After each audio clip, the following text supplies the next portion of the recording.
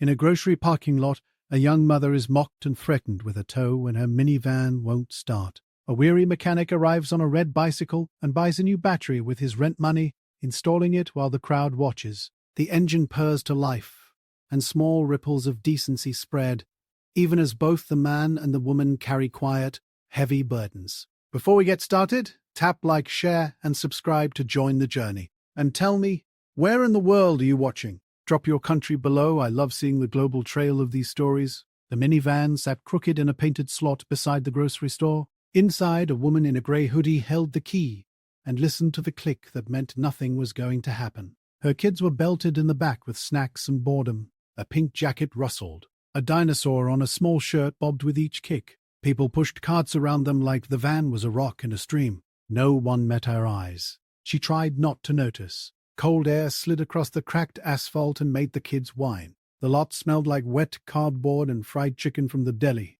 A grocery cart rolled on its own and bumped a red curb. The woman kept trying the key. Click, click, click. She knew the sound, but hoped this time it would go away. At the sliding doors, a manager folded his arms and watched, like the parking lot was a stage. He had a neat collar and a radio on his belt. He talked into the radio and nodded to himself. He looked at the minivan and then at the line of cars creeping by. The woman felt him watching and wished the van could shrink. A lifted truck eased up and let loose a horn that rattled the van's windows. The kids jumped and covered their ears. A man in the truck leaned out and said something about blocking the lane. The woman held up a hand that meant sorry. The truck rolled around her with a wave that was not kind. Her phone lit at 2% and died before the ring finished. The screen went black in her hand. She stared at it for a beat, like maybe it would change its mind. A little charge symbol blinked and went away. She was between paychecks. The charger was at home on the kitchen table. The kids whispered that they had to use the bathroom.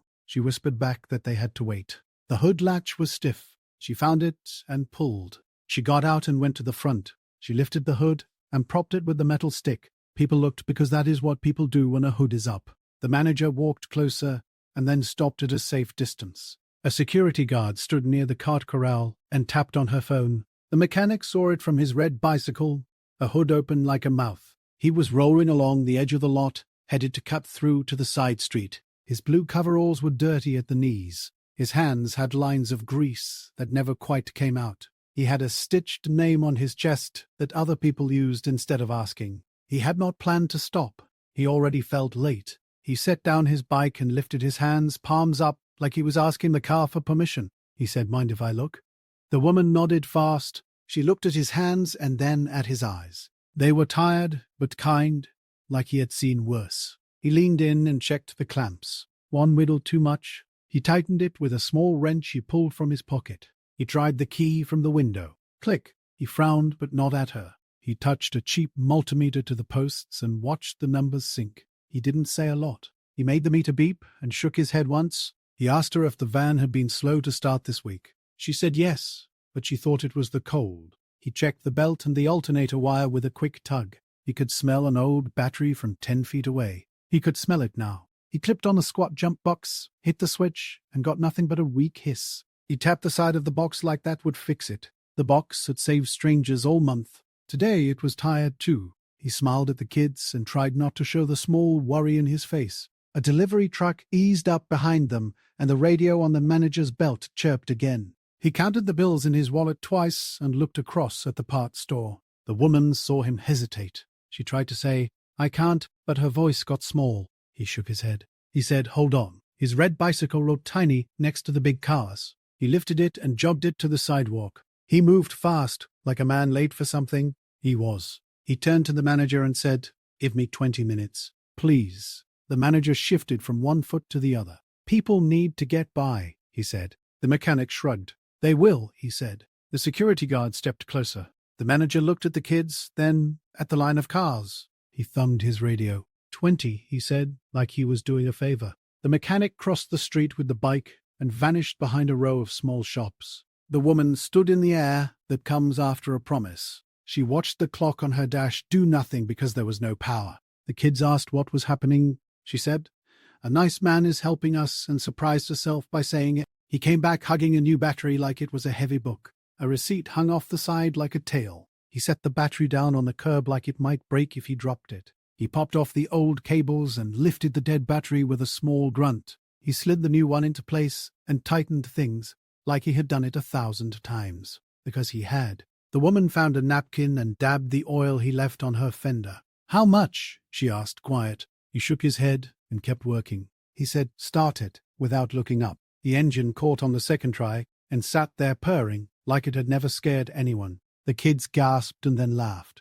The little one clapped. The woman let out a breath she had been holding since the first click. The manager waved traffic around with less urgency. The security guard said into her radio that it was handled. The truck driver who had honked was already gone. The air felt warmer, or maybe it was just the quiet after the horn. The woman leaned over the wheel and smiled at the man like a person who still couldn't believe it. She put the van in park and let it idle. He capped the battery. He wiped his hands on a rag he pulled from his back pocket. He did not make a speech about decency. He pulled the receipt from the package and tore it in half. He didn't want the part where the price showed to go floating in the lot. He wrote on the back with a dull pencil from his coveralls, "Drive 15. Come by the small shop on Brook if it acts up." He held it out to her. She took it like it might burn. He felt the folded paper in his back pocket, the rent notice with the red line. Yesterday it had been tucked under his door. He had put it in his pocket this morning because he didn't want to look at it on the table. He had counted out cash to bring it down from red to white this afternoon.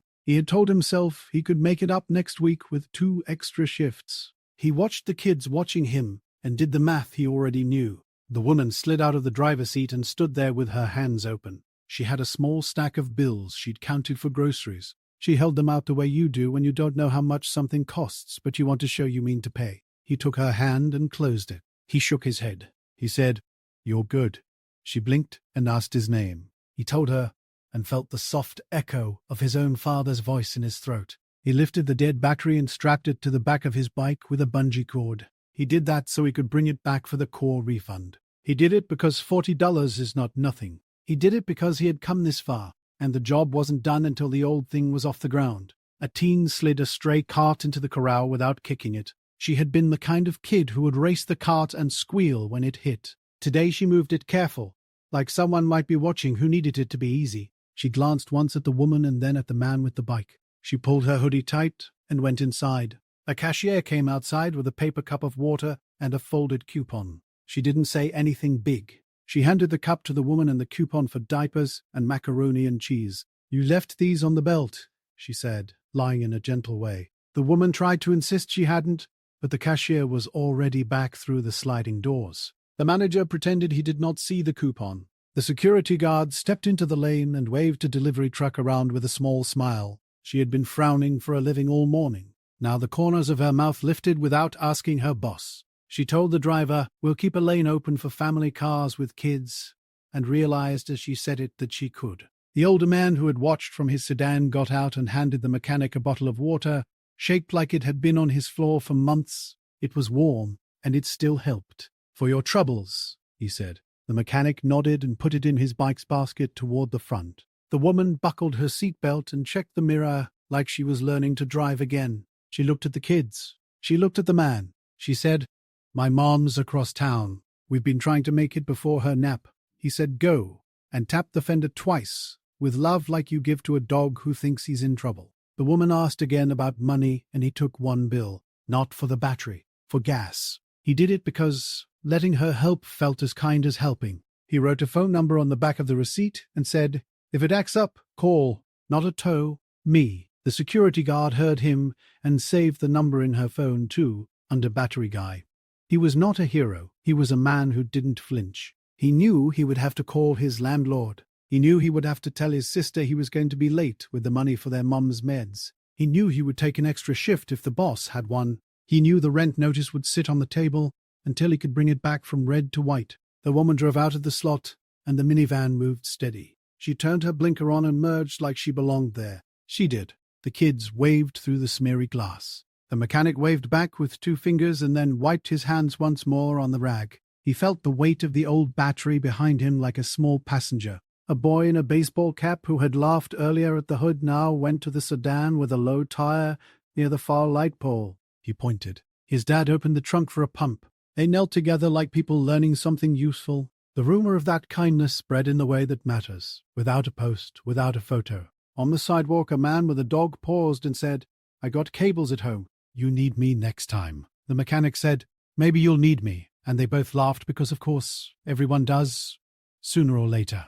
The manager went inside and told the front-end people to add a small sign near the door. "Jump packs available. Ask." Nobody made a big deal. The woman hit the green lights down Brook like the town was cheering her on. She would tell her mother about the man in the blue coveralls and how he waved off the money. Her mother would say, "Some folks still remember."